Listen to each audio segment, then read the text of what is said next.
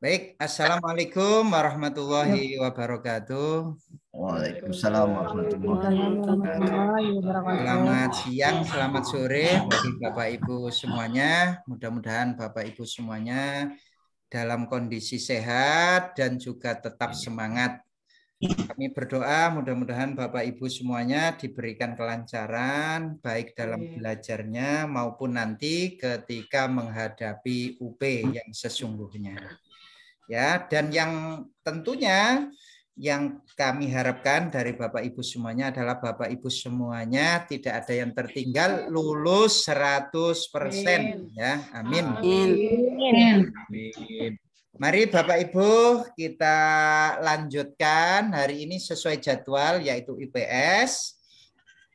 Di pertemuan yang pertama kemarin sudah dibahas oleh Bu Dewi ya. Dan pembahasannya sudah tuntas di kisi-kisi, tinggal saya kali ini hanya pemantapan saja. Jadi di grup itu sudah saya berikan semua di situ ya, baik materi, soal, dan lain sebagainya ya. Rangkuman juga sudah saya berikan. Baik, saya izin share screen untuk menerangkan rangkumannya ya, Bapak Ibu ya.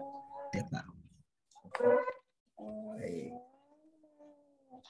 Nah, langsung saja ke rangkuman saja ya Bapak Ibu ya. Bapak Ibu di modul Bapak Ibu semuanya itu ada pembentukan muka bumi. Muka bumi ini ada dua faktor ya Bapak Ibu ya. Faktor yang pertama adalah apa Bapak Ibu? Endogen, namanya saja N. N itu berarti pembentukan muka bumi dari dalam endogen ya. Kemudian kalau X berarti dari luar ya. Intinya itu. Endogen dari dalam, eksogen dari luar. Kemudian proses pembentukan endogen itu apa saja? Dari dalam itu yaitu ada tektonisme. Tektonisme itu patahan atau pergeseran lempeng bumi. Kemudian ada vulkanisme, letusan gunung ya. Kemudian seisme, yaitu gempa bumi. Ini adalah proses pembentukan secara endogen. Kemudian yang eksogen itu apa saja? Ada sedimentasi, ini dari luar ya, dari luar eksogen ya. Ada sedimentasi atau nama lainnya apa? Pelapukan. Kemudian erosi itu terbagi menjadi 4 di sini. Ada ablasi, ada abrasi, ada eksarasi, dan ada deflasi. Nah, yang penting kata-katanya ini diingat Bapak Ibu ya. Sewaktu-waktu keluar, Bapak Ibu bisa paham dengan soalnya itu. Bisa mengerjakan dengan baik. Abrasi itu pengikisan tanah karena air laut. Ya, karena air laut itu abrasi. Kemudian ablasi itu karena aliran air sungai ya, aliran air sungai. Kemudian eksarasi itu pengikisan oleh gletser. Ada yang tahu Bapak Ibu gletser? Tidak tahu Pak. Sungai yang terjadi akibat lelehan air es. Nah, betul sekali, gletser ya. Jadi hubungannya dengan apa itu? Lelehan air es itu ya. Kemudian ada deflasi yaitu pengikisan tanah oleh angin. Ya, jadi abrasi air laut, ablasi itu aliran air sungai, eksarasi itu gletser, kemudian deflasi itu oleh angin. Ini ya endogen dan eksogen. Ini rangkumannya. Kemudian ada metode sejarah Bapak Ibu. Ya, metode sejarah terdiri dari teknik dan pedoman yang digunakan sejarawan terhadap sumber primer dan bukti lainnya, termasuk juga bukti arkeologi. Lah, dalam metode sejarah itu ada 4 yang harus dilewati. Yang pertama adalah heuristik. Heuristik ini nama lainnya apa Bapak Ibu? Mengumpulkan. Heuristik itu nama lainnya adalah mengumpulkan sumber-sumber sejarah. Jadi dikumpulin dulu itu ya sumber-sumber sejarahnya. Baru kemudian yang kedua adalah apa Bapak Ibu? Kritik. Kritik ini di sini Verifikasi. diverifikasi. Jadi sumber-sumber tadi itu diverifikasi. Ya, jadi sumber-sumber sejarah tadi itu diverifikasi. Ya, ada kritik secara ekstern, yaitu yang diverifikasi adalah keautentikannya, keaslian sumbernya, itu yang diverifikasi, itu namanya ekstern. Kemudian intern itu adalah kredibilitas sumbernya. Jadi orang yang meneliti itu perlu diverifikasi. Yang meneliti siapa? Kemudian otentik apa enggak? Nah, ini kritik ya, masuk dalam kritik. Kemudian ada interpretasi, apa nama lainnya? Menafsirkan. Ya, di sini berarti dia menguraikan dan menyatukan. Ya, jadi dia dianalisis, kemudian sintesis, yaitu disatukan. Jadi interpretasi. Setelah tadi itu diverifikasi, kemudian ditafsirkan. Nah, terdapat dua macam ya. Nah, itu ada yang diuraikan, kemudian disatukan. Kemudian historiografi apa? Sejarah. Yaitu membangun Ulang. Ya, jadi yang tadi itu dibangun ulang secara imajinatif. Oh, dulu itu letaknya di sini, di sini, di sini, di sini, di sini begitu. Nah, itu dibangun ulang. Ya, jadi historiografi ya. Ini untuk sumber sejarah. Kemudian kita lanjut ke dinamika penduduk. Ini sering keluar juga ya dinamika penduduk ini ya. Dinamika penduduk itu apa?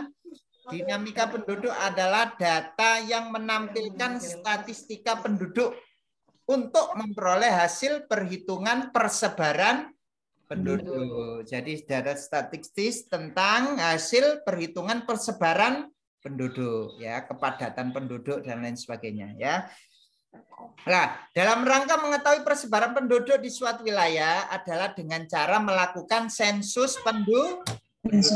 Nah, sensus penduduk terbagi menjadi dua, Bapak Ibu. Ada sensus de facto dan ada sensus de jure. Ya. Pernah nggak jumpai soal ini, Bapak Ibu? Ada yang kena soal ini, ada yang enggak, begitu loh. Jadi kita wis antisipasi saja, ya, mana besok yang keluar, karena kan soal itu kan diacak ya. Jadi ada yang kebagian ini, IPS-nya, ada yang kebagian ini dan lain sebagainya ya. Jadi kita pelajari semua ya. Jadi sensus itu ada de facto, ada de jure. Ya, de facto itu apa, Bapak Ibu? Berdasarkan data primer atau lapangan. Ya, sedangkan de jure itu berdasarkan administrasi atau data administrasi wilayah. Ini ya, jadi bedanya di situ. Jadi de facto itu data primer, yaitu berdasarkan data di lapangan. Kemudian de jure itu data sekunder berdasarkan data administrasi wilayah. Nah, ini kata-kata yang harus dihafal, Bapak Ibu. Kelahiran atau fertilitas. Punya nama lain ya sepertinya ya kelahiran itu ya. Apa biasanya Bapak Ibu? Selain fertilitas, kelahiran itu. Biasanya ada di soal itu. Nama lain dari kelahiran apa?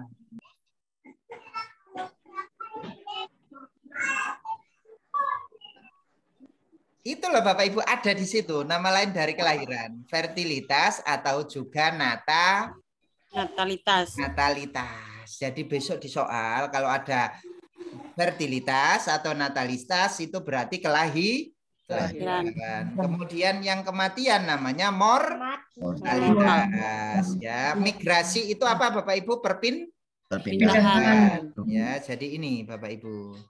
Ya. Jadi ini adalah dinamika penduduk.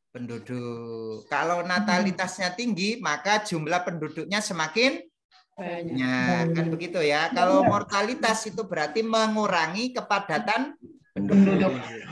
Ya. Nih, di soal kemarin pas saya itu keluar ini Bapak Ibu. Tapi namanya bukan fertilitas tapi natalitas.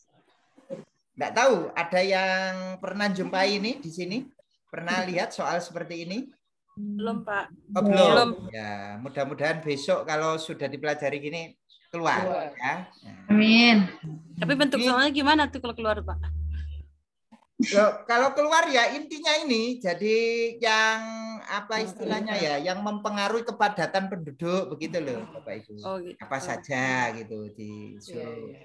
Nah, ini persebaran penduduk tidak merata itu faktornya apa saja? Faktor yang mempengaruhi yaitu sejarah, kualitas tanah. Ini ya, biasanya kan ini dulu kotanya paling bersejarah ini. Banyak dihuni begitu di situ. Kualitas tanahnya subur, itu banyak dihuni. Akhirnya persebarannya tidak merata gara-gara itu ya. Pusat pemerintahan seperti di Jakarta itu kan pusat pemerintahan sehingga penduduknya sangat padat karena pusat. Kemudian ukuran luas daerah, ketersediaan lapangan pekerjaan maksudnya ini ya, itu pengaruh terhadap faktor persebaran penduduk.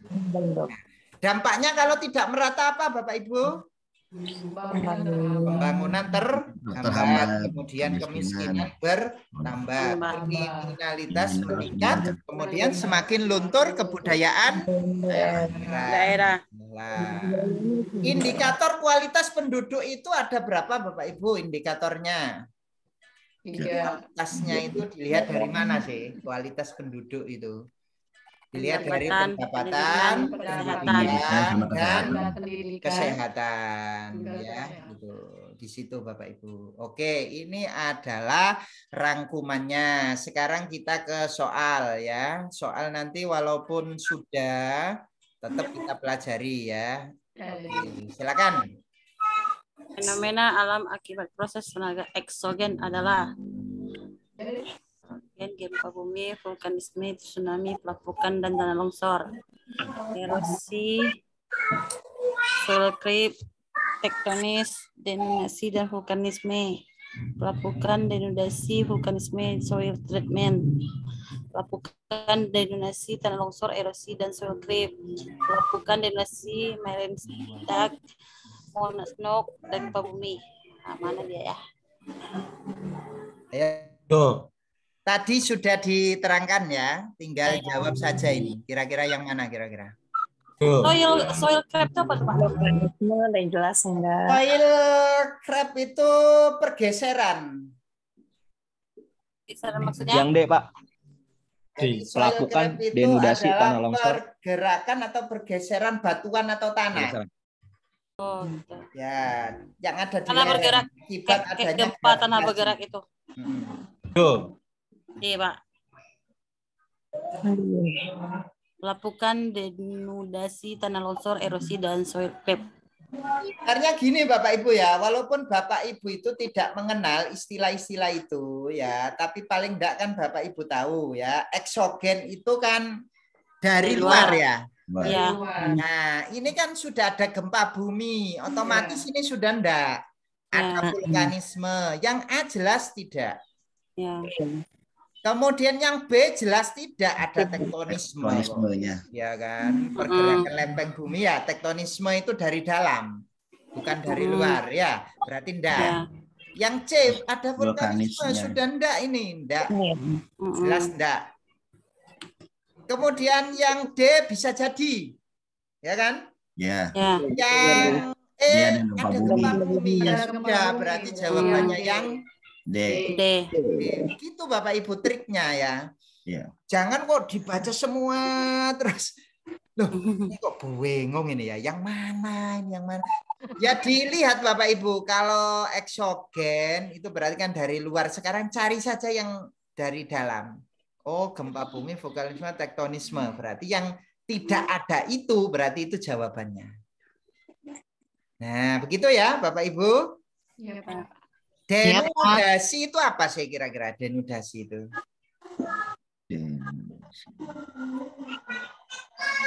Ayo, barangkali kita kan harus mengembangkan ya. Denudasi itu apa?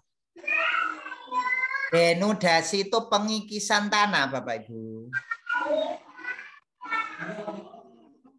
Ya, pengikisan tanah. Berarti kan dari luar kan ya? Ya. Denudasi. Oke, baik. Lanjut berikutnya yang nomor 2. Gampang ini, gampang. Ayo, nomor 2, ayo. Lanjut. Itu kayaknya. Dalam proses pembentukan muka bumi, tenaga endogen dibagi menjadi 3. A. Tektonisme, vulkanisme, dan sedimentasi. B. Sedimentasi, erosi, dan vulkanisme. C. Sedimentasi, erosi, dan deflasi. D. Erosi, tektonisme, dan seisme. E. Tektonisme, vulkanisme, dan seisme.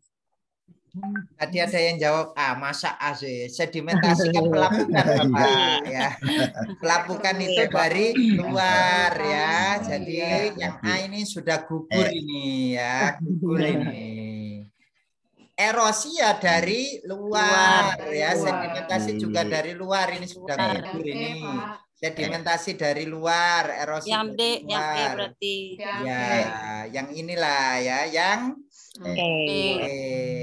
ya. Nah, ini biasanya bapak-bapak itu tergesa-gesa ini biasanya ya. Jawabnya tergesa-gesa, pengen cepat selesai, tapi malah fatal ya. Jadi harus diselidiki satu persatu ya, Bapak Ibu ya. Oke, baik, lanjut berikutnya, silakan. Tenaga endogen merupakan tenaga yang berasal dari dalam bumi. Salah satu bencana alam yang disebabkan oleh tenaga endogen adalah gunung meletus. Peristiwa gunung meletus seringkali ditemui di Indonesia. Gerakan magma yang menggunakan penyebab terjadinya gunung meletus disebut dengan Vulkanisme ya. Yang C, Pak. Vulkanisme ya, C ya, berhubungan dengan apa ya, Gunung letusan meletus. gunung ya, vulkanisme.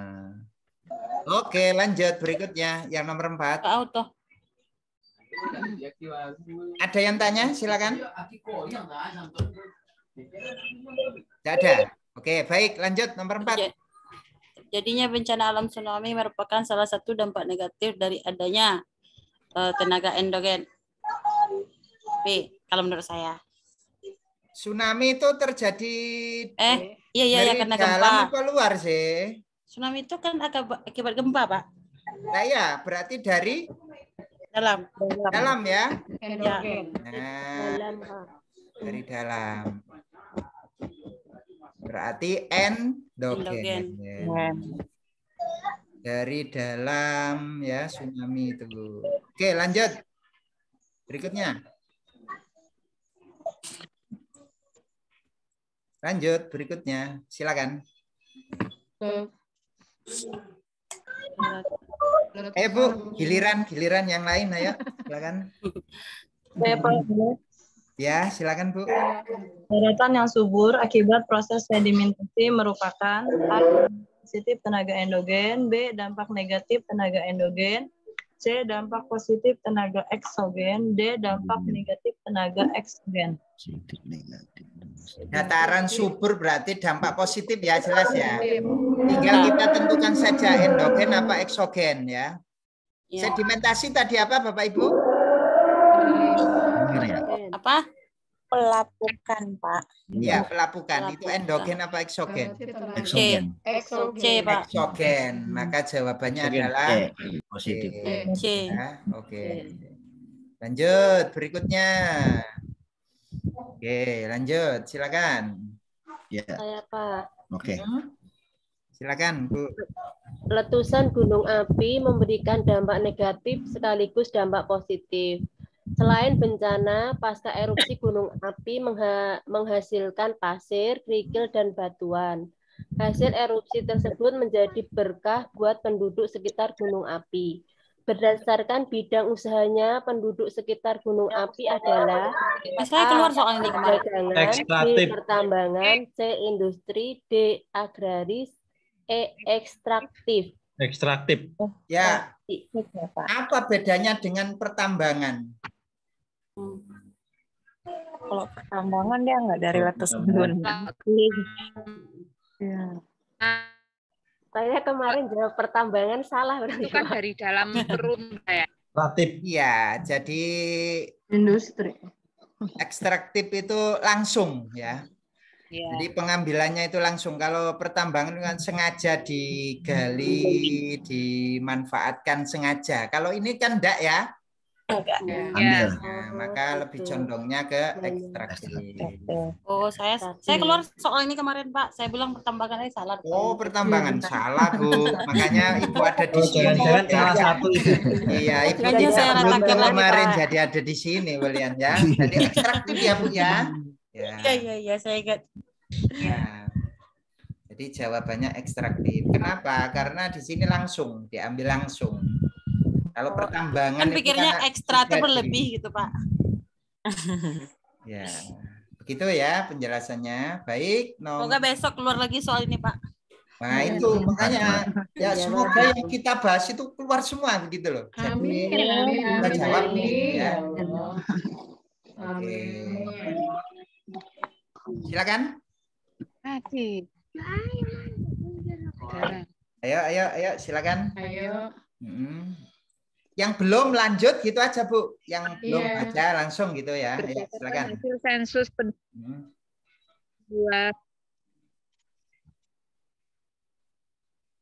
ya.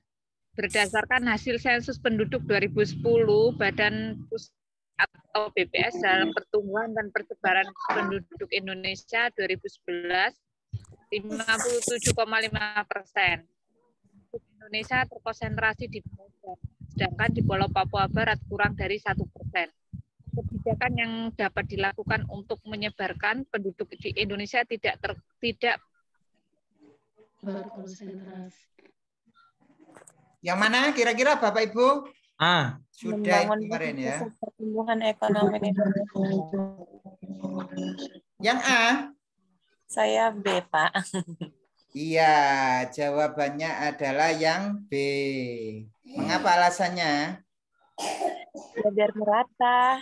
Kalau Iya, kalau dibangun pusat-pusat pertumbuhan ekonomi di Indonesia otomatis persebarannya nanti akan merata. Yang sekarang ini mau dibangun itu baru apa? Ibu kota baru. Nah, itu kan salah satu persebaran ya di situ. Jadi nanti tidak hanya terpusat di Jakarta saja, begitu, ya. Jawabannya yang ini ya. Oke. Jawabannya yang B. Maaf Pak, jelek. Apa Bu? Sinyalnya Oh, sinyalnya jelek. Kalau sinyalnya jelek, Bapak Ibu, itu videonya dimatiin aja, biar itu ya. Sinyalnya Ya, enggak apa-apa. Yang lain, silakan.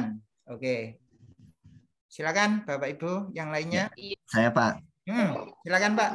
Ya, salah satu indikator di kelas rendah adalah 3.6, mencermati isi teks informasi tentang perkembangan teknologi produksi, komunikasi, dan transportasi di lingkungan setempat. Bu Yuli, guru SD di kelas rendah, berusaha menyampaikan motivasi ketika memberi materi ajar dengan KD tersebut. Bentuk motivasi yang dapat diberikan ketika membuka pelajaran adalah A. Menampilkan video singkat bagaimana seorang astronot komunikasi dengan penduduk di bumi. B. Membagikan tugas mewarnai gambar alat-alat transportasi. C. Berpesan agar peserta didik hati-hati jika naik alat transportasi. D. Membuat kesimpulan pentingnya menampilkan video keselamatan singkat saat bagaimana jalan. seorang astronot komunikasi dengan penduduk di bumi. Iya, betul. Ya, Betul sekali ya. Jadi Bapak Ibu perlu diketahui motivasi itu biasanya di awal ya Bapak Ibu ya, ketika membuka pelajaran. Itu biasanya itu dengan menampilkan video atau menampilkan gambar. Nah, sehingga nanti siswa itu termotivasi gitu ya. Siswa itu termotivasi. Pak, mau tanya. Motivasi itu enggak di akhir pelajaran, Pak. Di awal pelajaran itu enggak persepsi ya? Tuh, di akhir pelajaran itu namanya refleksi ya. Di akhir pelajaran itu namanya refleksi. Oh iya ya. Ya, Bapak Ibu. Jangan lupa ya Bapak Ibu ya, besok kalau di akhir itu namanya refleksi ya. Kalau di awal namanya motivasi. Oke. Silakan Bapak Ibu lanjut ya. Ini soalnya banyak soalnya ya. Mudah-mudahan nutut ini ya. Ayo. Silakan. Saya Pak. Ya. Hubungan antar manusia sudah melewati batas geografis dan politis. Semua orang menjadi warga dunia memiliki tantangan permasalahan yang sama atau hampir sama di semua warga negara.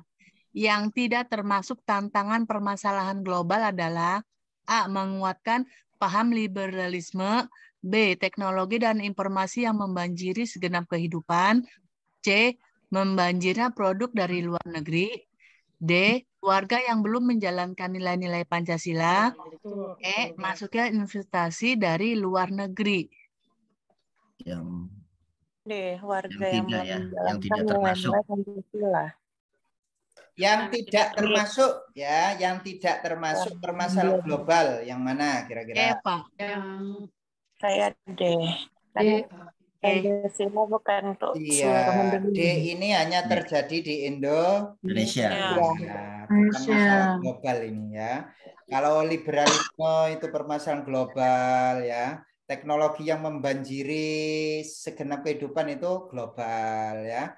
Membanjiri produk dari luar negeri itu juga global. Investasi itu juga global. Jadi yang bukan yang D. Baik, lanjut berikutnya yang nomor 11.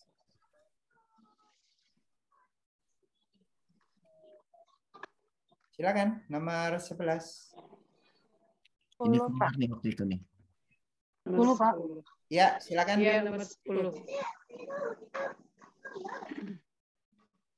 Siapa, Pak?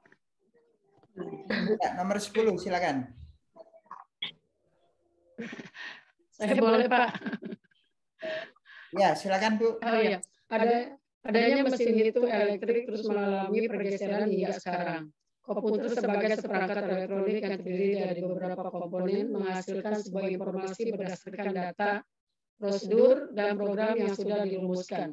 Dampak positif perkembangan komputer saat ini adalah menghubungkan dengan siapa saja yang terhubung di internet di seluruh dunia dengan biaya pulsa interlokal. B. Sebuah mesin multiguna dapat diprogram dan menerima data. Kemudian diproses dan dimanipulasi. C. Sebuah mesin multiguna dapat diprogram dan migrasi data serta menerima data. Kemudian diproses dan dimanipulasi. C. Sebagai sarana komunikasi lokal akses network dengan cepat. E. Digunakan untuk berlangganan informasi tertentu secara kontinu. Komputer ya, komputer. B. Komputer itu sebuah mesin multiguna, betul ya? Ya. Dapat diprogram. Apa diprogram ya? Nah, ini yang lebih tepat yang ini. Apa ini ya? Antara B dan C itu. Iya, yang lebih tepat adalah yang C. Dia bisa migrasi data. Iya. Menerima data ya. Nah, yang lebih tepat. Jadi bukan yang B, tapi yang C. Migrasi.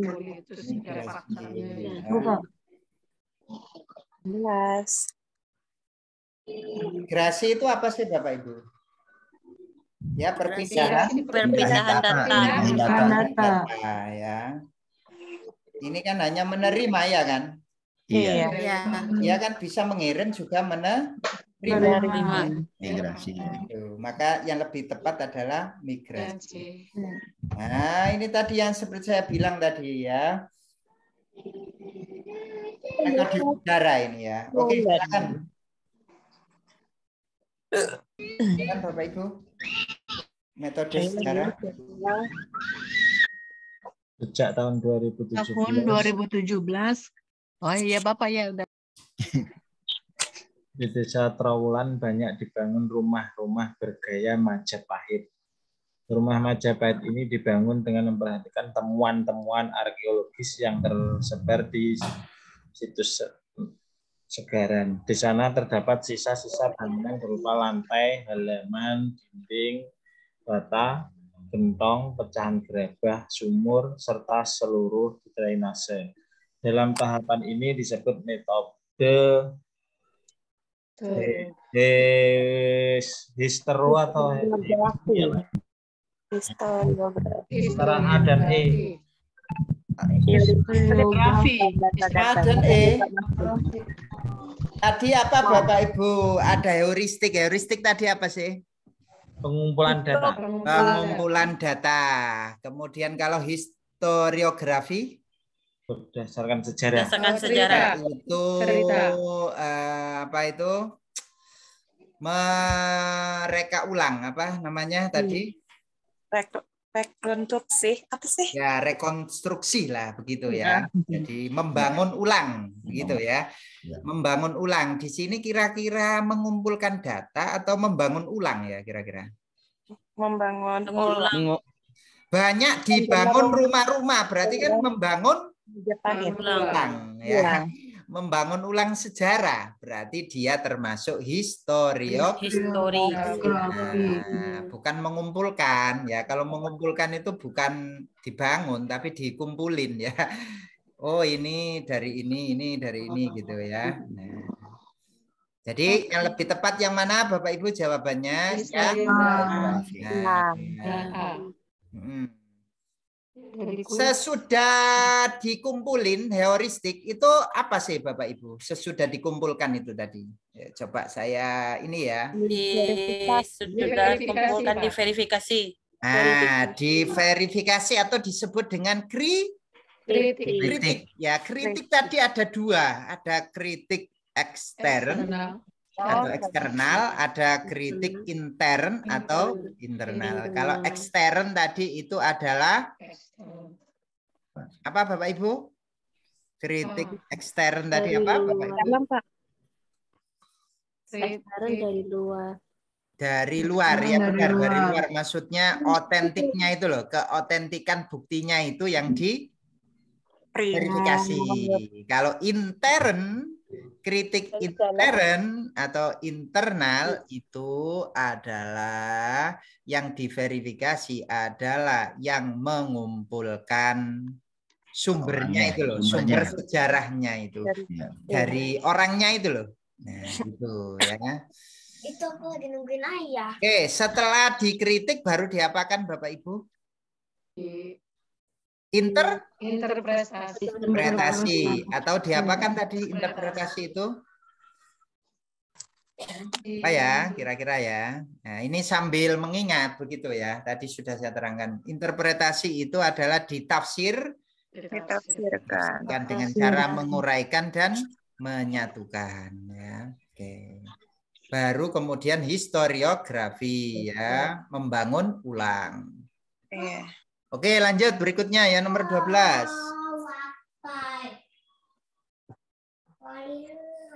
Seorang guru kelas 4 akan mengajar subtema bangsa pada budaya bangsaku, menuliskan kompetensi dapat bersyukur kepada Tuhan dan menyadari kewajiban dan hak sebagai makhluk Tuhan di tengah kebersamaan dengan lingkungan.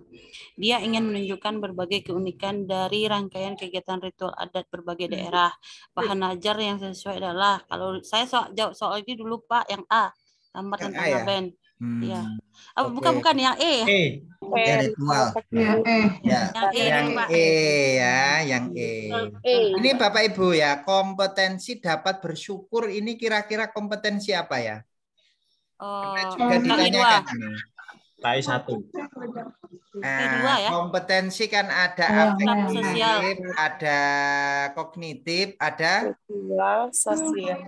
Nah, jadi ini adalah sikap ya Bapak Ibu ya.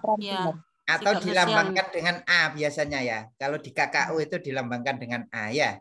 Kalau yang 3 deskripsinya, titik itu sudah pengetahuan, biasanya Pengetahuan. dilambangkan dengan C. Kemudian yang psikomotor atau keterampilan itu dilambangkan dengan E, ya. Jadi harus diingat-ingat Bapak Ibu, itu ada kaitannya dengan penilaian besok. Ini dinilainya pakai apa? Pakai lembar observasi atau pakai penilaian diri atau pakai kinerja atau dan lain sebagainya. Itu harus tahu kompetensinya.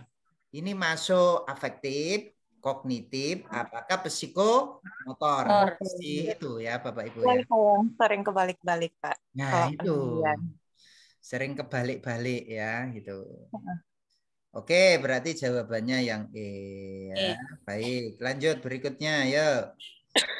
Ini kita lembur ini. Yes, saya silakan. Kelewat Kelewat sedikit Nah. Oke. Ya, silakan. Ayo, silakan. Globalisasi belum? ekonomi sudah terjadi sejak 5 abad yang lalu ketika perusahaan-perusahaan di negara maju meluaskan jangkauannya melalui aktivitas produksi dan perdagangan ke berbagai belahan dunia.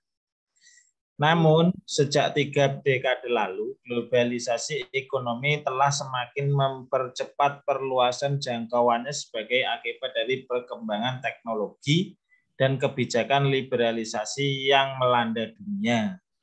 Sikap bangsa Indonesia yang paling tepat dalam merespon ke perkembangan globalisasi ekonomi adalah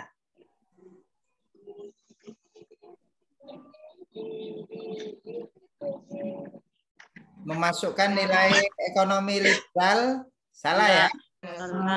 Jangan C mungkin Pak. Mengutamakan kepentingan pasar internasional. Salah. Oke, Indonesia harus menyesuaikan, harus disesuaikan. harus bisa nilai jadi. ekonomi liberal gitu, Pak, yang bikin salah.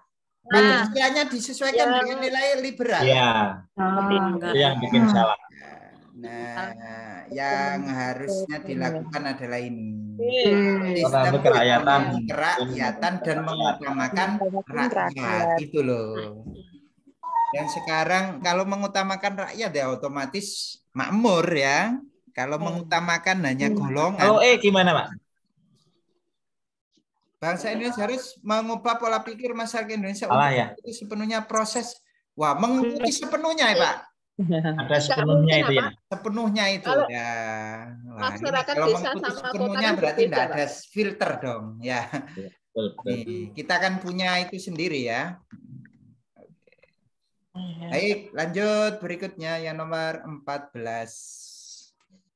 Salah satu bentuk keunggulan bangsa Indonesia yang diwarisi dari kebangkitan kebangsaan tahun 1908 dan yang dimiliki oleh para guru adalah bangkitnya daerah-daerah dalam melawan segala bentuk penjajahan.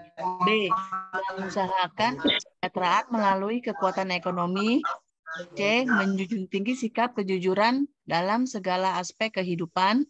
D. Membangun Indonesia yang dimulai dari mana saja sepanjang untuk Indonesia. E. Kesadaran berorganisasi secara modern dalam menghadapi tantangan bersama. Pak. Berorganisasi, Pak.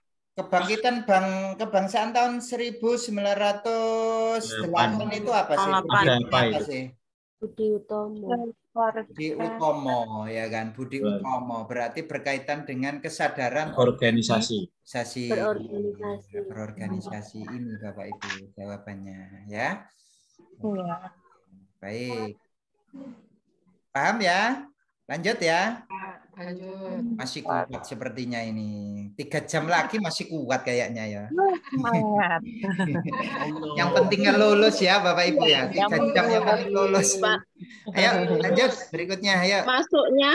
Masuknya budaya asing dalam kehidupan masyarakat Indonesia dewasa ini merupakan hal yang tidak dapat dihindari karena dampak globalisasi yang ditandai misalnya menggunakan media massa. Terkait dengan hal tersebut yang dapat dilakukan guru adalah membelajarkan nilai-nilai Pancasila sebagai dasar negara, B. Meniru budaya asing yang sedang populer dan terkenal, C. Membelajarkan proses seleksi sistem nilai pada siswa. D. Melarang siswa mengenal dan mempelajari budaya asing. E. Berkunjung ke negara lain untuk mempelajari budaya asing. A, Pak. Membelajarkan nilai-nilai Pancasila sebagai dasar negara, Pak.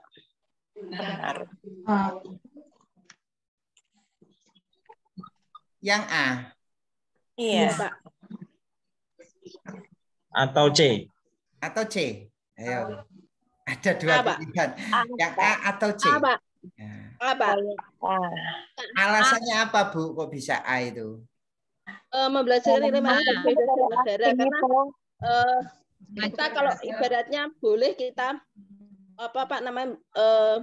budaya asing, tapi kita kan harus menyeleksi terlebih dahulu, Pak. Yang tidak sesuai dengan nilai-nilai Pancasila, Pak. Nah, berarti kan B berarti. Menyeleksi dulu. Ya, yang mana kira-kira ya? Yang apa? Yang lebih ke tetap yang A. Ibu pilih tetap yang A. Kita harus menerapkan dasar negara kita loh, Pak. Oh, begitu. Jadi begini loh Bapak Ibu ya. Dengan kita itu membelajarkan nilai-nilai Pancasila sebagai dasar negara, otomatis siswa kita itu sudah bisa menyeleksi. Begitu maksudnya ya. Jadi jangan bingung A dan C begitu loh. Kalau sudah kita belajarkan nilai-nilai Pancasila kan otomatis dia bisa menyeleksikan. Oh, ini tidak sesuai dengan Pancasila, kan begitu ya? Benar. Nah, seperti itu jawabannya. Tadi Ibu menjawabnya malah ke seleksi. Jadinya kan C jawabannya. Iya. Saya jelaskan seleksinya dulu. Ya, itu ya. Betul, seperti itu alasannya ya, Bapak Ibu. Oke, baik, lanjut. Oh, udah mulai dia nih.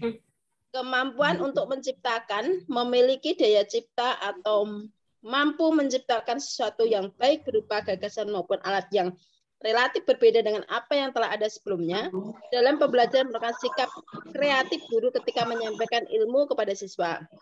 Model yang sesuai dengan sikap kreatif memanfaatkan lingkungan sekitar sebagai sumber belajar IPS SD adalah lingkungan sekitar, kreatif lingkungan sekitar. Apakah PBL, PJBL, inquiry, kooperatif atau CTL?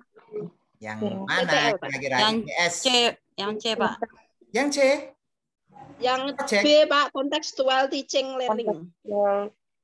Kayak di situ kan memang lingkungan sekitar berarti kan sudah saya kasih kodenya di situ ya. Memanfaatkan lingkungan sekitar jadi CTL. Kontekstual. Jadi biasanya IPS itu begitu memang ya.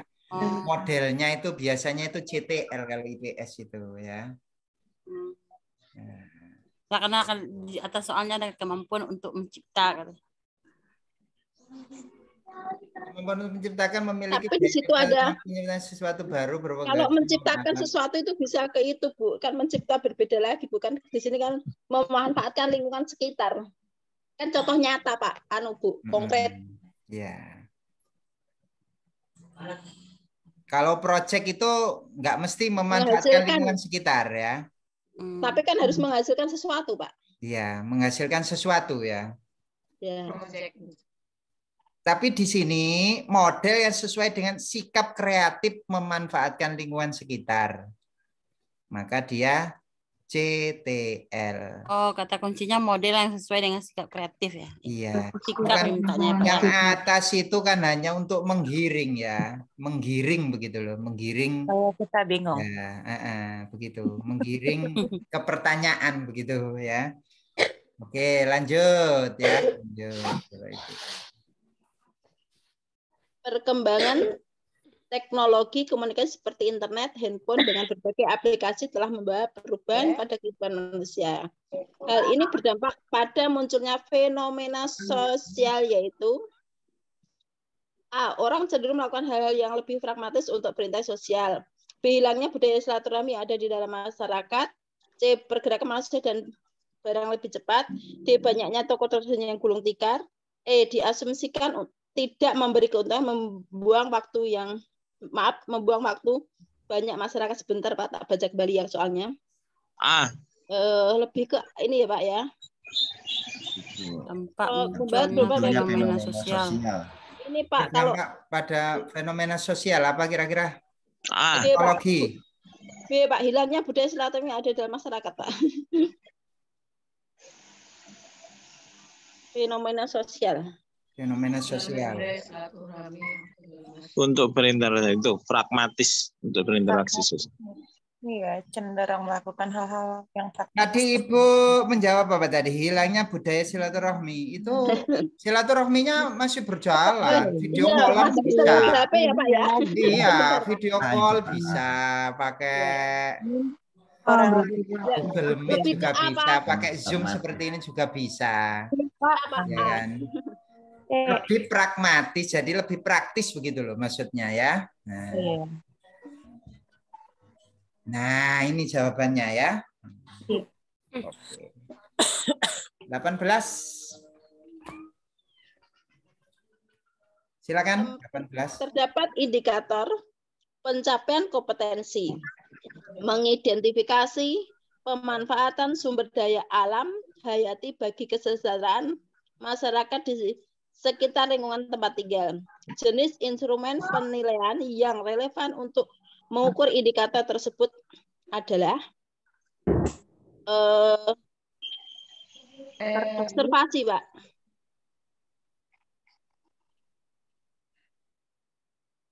Kayaknya tertulis lah. Mengidentifikasi. Identifikasi itu C berapa sih, Bu? C berapa? Sebentar, Pak. Kayak itu nggak apa, Pak. Saya belum apa, Pak. Mengidentifikasi. C3. C3, Pak. Oh, maksudnya budaya alam hayati bagi secara masyarakat. C3 apa C1, Bapak Ibu?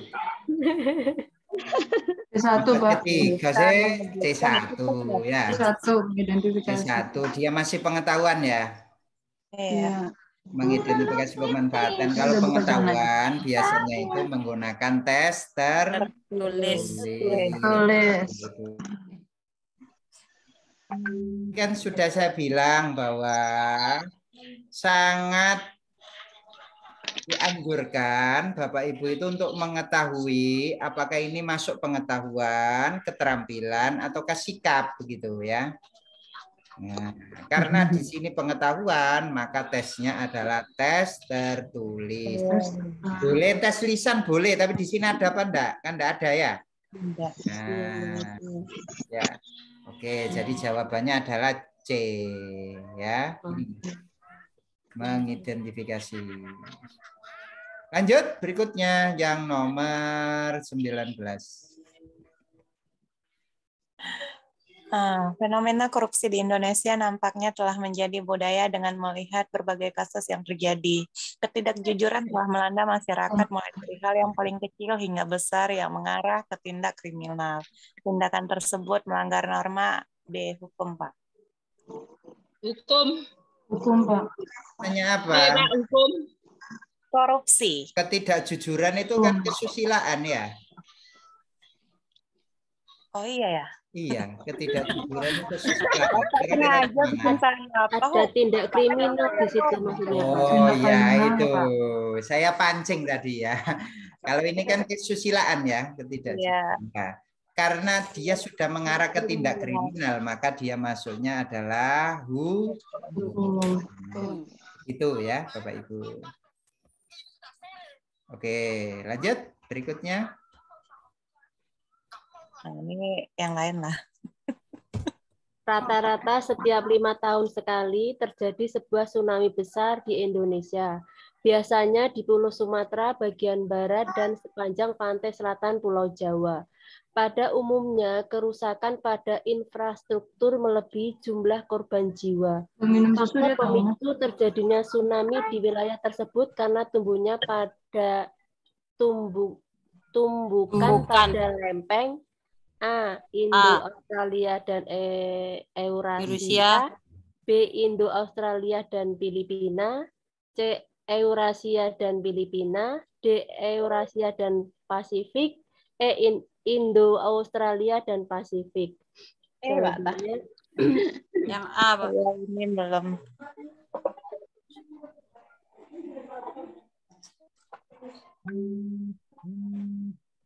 Biasanya di Pulau Sumatera bagian barat. Sumatera Barat itu Bu tempat saya. Selatan Pulau Jawa. Tetanggaan Bu, saya Riau.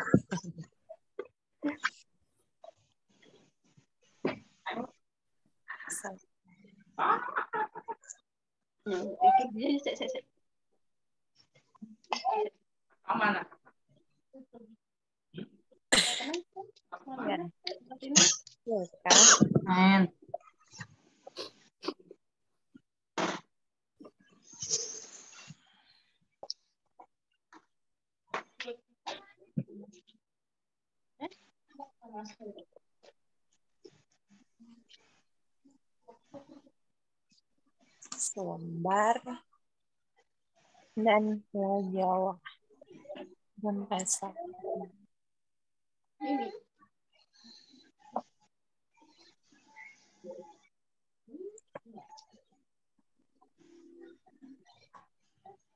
Indo Australia dan Eurasia.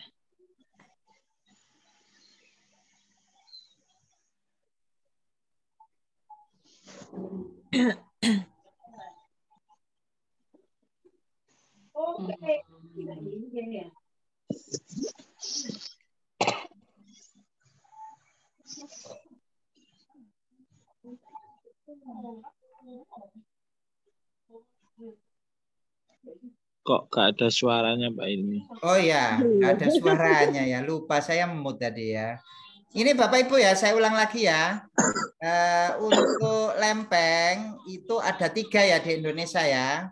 Lempeng Eurasia, lempeng Indo-Australia, dan lempeng Pasifik ya. Ada 3. Kemudian lempeng Pasifik itu berada di Indonesia bagian timur ya. Berada di Indonesia bagian timur. Maka di sini yang cocok adalah yang A. Yang B salah karena ada Filipina, C salah karena ada Filipina, D salah karena Pasifik ya. Pasifik kan bagian timur ya. Maka jawabannya yang cocok adalah yang A. Sekarang yang nomor 21, penilaian psikomotor atau keterampilan. Ini siswa dapat menunjukkan. Ayo coba keterampilan. Ya, kira-kira yang mana? Ini disuruh membuat IPK. Keterampilan. Ya, disuruh membuat indikator Bapak Ibu. Posisi strategis Indonesia di negara ASEAN. Tuliskan nama-nama negara ASEAN. Itu berarti dia pengetahuan. Jelaskan posisi, itu pengetahuan. Buatlah peta, maka dia termasuk ke dalam keterampilan. Jelaskan hasil analisis, itu pengetahuan. Ya.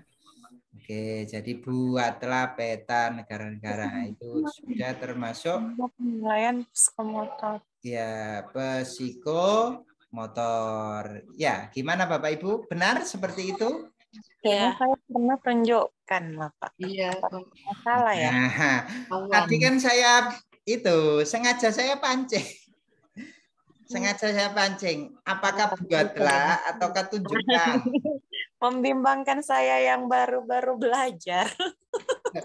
Memang gaya belajarnya seperti ini, Bu. Dipancing-pancing gitu ya. Kira-kira yang mana yo? Yang mana yo? Tunjukkan, Pak. Tuliskan ini tadi pengetahuan. Jelaskan juga pengetahuan. Buatlah peta, kira-kira psikomotor apa pengetahuan ya? Keterampilan.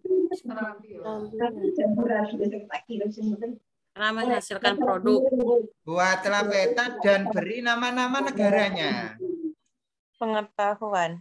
Masih pengetahuan. Kan ada di D6 itu kan ada membuat loh Bapak Ibu ya.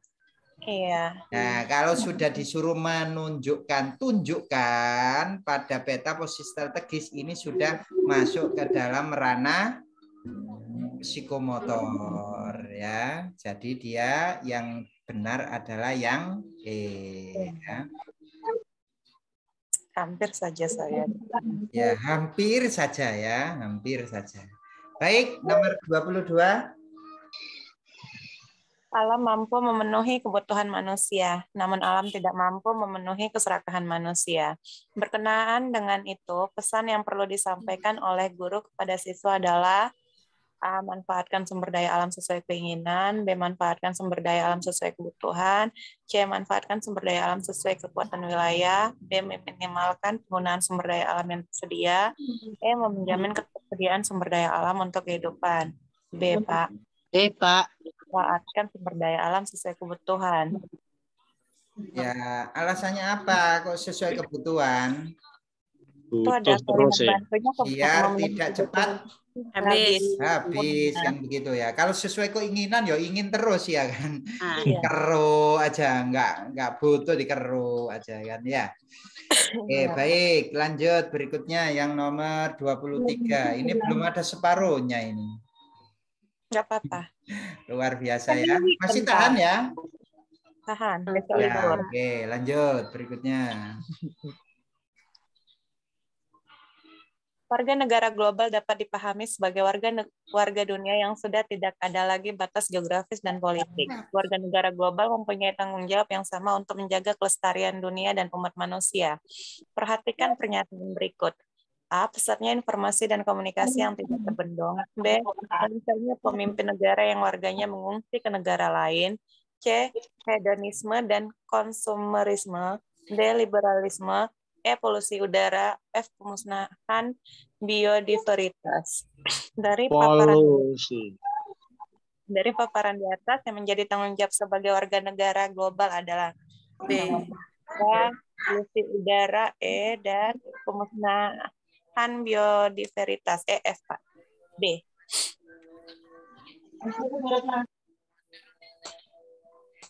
Biodiversitas itu apa sih Bapak Ibu? Bio hidup, biodiversitas. Kita nggak tahu tapi ini sudah dibahas rasanya, Pak. Oh, itu. Kalau nggak salah. Anda pernah. Pemusnahan keanekaragaman hayati ya. Nah, jawabannya yang B. mana Bapak Ibu? Yang ada E-nya. Polusi udara dan pemusnahan biodiversitas. Iya, betul sekali. Yang B ya berarti ya? Ya. Iya. Oke, yang B. Kata kuncinya apa sih kok bisa yang B ini jawabannya? Karena ada polusi udaranya, Pak. Sebagai warga negara global. Ya, menjaga kelestarian dunia ya dan umat manusia. Ya, jadi polusi dan pemusnahan biodiversitas, yaitu pemusnahan keanekaragaman hayati. Kok dimusnahkan, Pak? Oke, lanjut. Berikutnya yang nomor 24.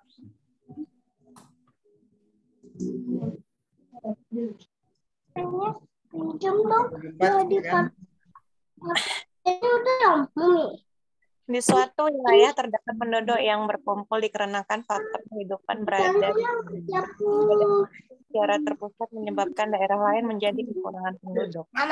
Ini tentu menimbulkan permasalahan baru. Salah satunya adalah kemiskinan yang bertambah dan tingkat kriminalitas meningkat sangat. Berbagai program terus dikembangkan untuk menangani masalah ini. Namun tidak utama kegagalan ini adalah A. Tergerusnya sumber daya alam. B. Persebaran penduduk tidak merata. C. Berkurangnya dana pembangunan. D. Berkurangnya sumber daya manusia yang berkualitas. E. Program tidak tepat sasaran. B. Persebaran penduduk tidak merata.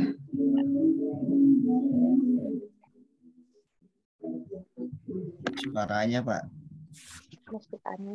Ini tadi sudah saya bahas ketika membahas tentang dinamika penduduk. Ya, tadi ya.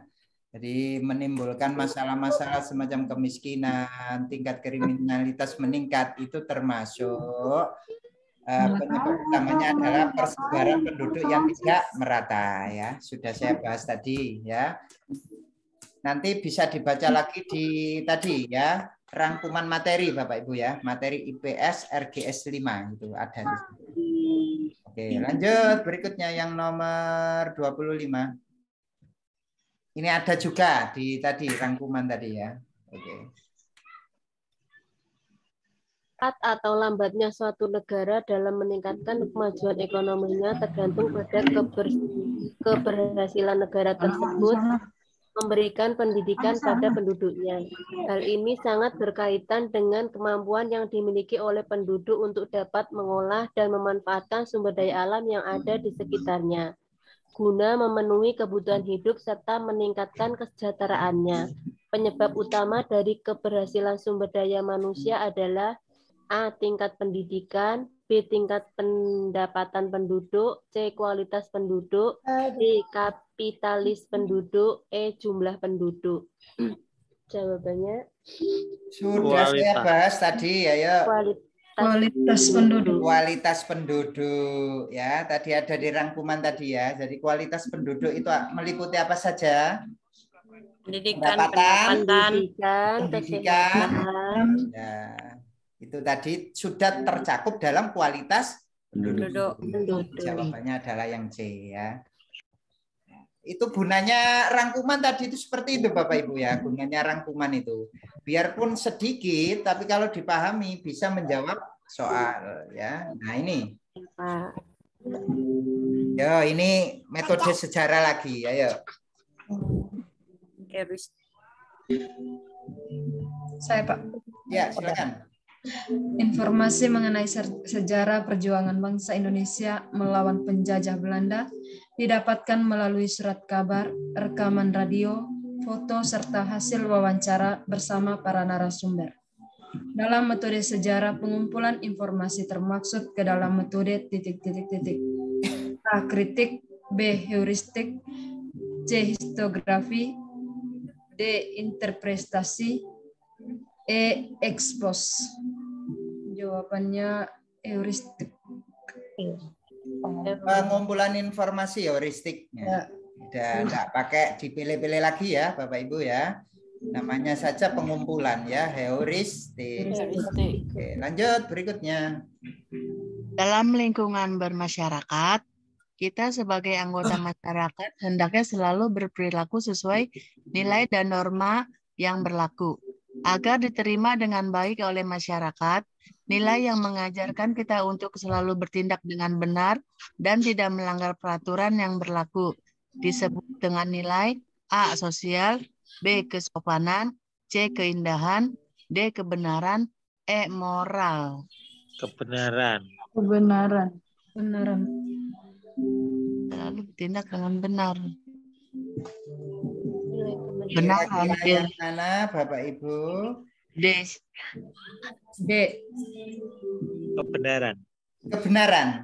Ya. Ya. Oke. Oke. Lanjut berikutnya. Silakan. Perhatikan situasi berikut ini. Bu Ani merupakan seorang ibu rumah tangga dan juga seorang pedagang di sebuah pasar. Setiap harinya Ibu Ani harus mengurusi rumah dan keperluan serta mencari nafkah untuk anak-anaknya dengan berjualan dikarenakan suaminya sudah lama meninggal. Kasus di atas termaksud fenomena ... A. Motif ekonomi, B. Motif ekonomi intrinsik, C. Perilaku ekonomi, D. Motif ekonomi ekstrinsik, E. Cara memenuhi kebutuhan. Ya, kira-kira yang mana Bapak Ibu? E atau A?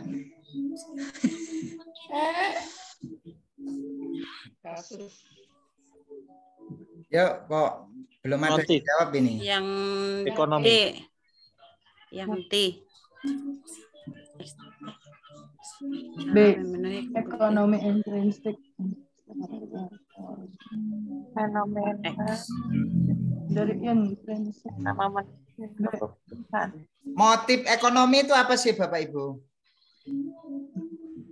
Motivasi ekonomi. Motif itu alasan ya. Alasan seseorang ingin melakukan kegiatan ekonomi. Iya, begitu. Kira-kira motif apa enggak itu? Iya. Iya. Motifnya karena suaminya sudah meninggal, jadi harus memenuhi kehidupan ekonomi. Menafkahi anak-anaknya. Ya, menafkahi anak-anaknya. Menafkahi anak-anaknya. Oke. B, Pak. Iya, jadi Intrinsik. termasuk ke dalam motif ekonomi. Intrinsik apa ekstrinsik? Intrinsik. Sama ekstrinsik, Pak. Karena dari dalam. Di luar. Di dalam atau dari luar Suaminya, kan gitu ya. suaminya udah meninggal. Ya. Intrinsik itu kan berasal dari dalam ya. Itu sendiri dengan tanpa paksaan atau pengaruh dari pihak lain ya, itu intrinsik. Kemudian kalau ekstrinsik itu terpengaruh oleh situasi di luar individu, seperti ajakan dari orang lain untuk berbisnis, situasi dan kondisi lingkungan sekitar ya. Nah, motif ini terjadi karena stimulus yang diberikan oleh pihak luar seperti teman atau situasi dan kondisi ya. Misal seorang bekerja karena tuntutan dari keluarga dan anak untuk membayar keperluan. Berarti ekstrinsik Berarti ya? yang mana? Ekstrinsik itu, Pak. Ekstrinsik. Ya, ekstrinsik ya, ekstrinsik ya. Ya, karena tadi apa kan dorongan kan ya? Dari luar. Ya. Dari keluarganya. Iya, dari keluarganya. Baik, Bapak Ibu ya, ini sudah apa ya? Sangat lama kita tadi ya. Insya Allah kita lanjut lagi berikutnya di pertemuan berikutnya. Kita akhiri saja Bapak Ibu ya. Bisa dipelajari lagi ya Bapak Ibu ya. Iya Pak. Ya, Kalau Pak. ada yang tidak paham bisa ditanyakan di grup, dibaca-baca lagi. Saya berikan semua itu gini loh Bapak Ibu ya. Niat saya itu tidak ada yang saya simpan. Saya berikan semua itu supaya Bapak Ibu lulus begitu. Tapi kalau hanya dikoleksi saja ya mohon maaf ya Bapak Ibu ya. Kami tidak menjamin kelulusan Bapak Ibu, tapi kalau itu mau dibaca, dipahami dengan baik, ya kemungkinan besar untuk lulus itu tinggi Bapak Ibu. Begitu ya maksud saya ya. Jadi saya berikan semua itu biar Bapak Ibu semuanya bisa lolos ya. Harapan kami dari sekian orang yang ikut itu bisa lolos semua Bapak Ibu. Amin. Ya, mudah-mudahan bermanfaat ya. Saya akhiri. Wassalamualaikum warahmatullahi wabarakatuh. Waalaikumsalam warahmatullahi wabarakatuh. Terima kasih Pak. Ya, Terima kasih sama-sama. semuanya juga. Pak Ibu.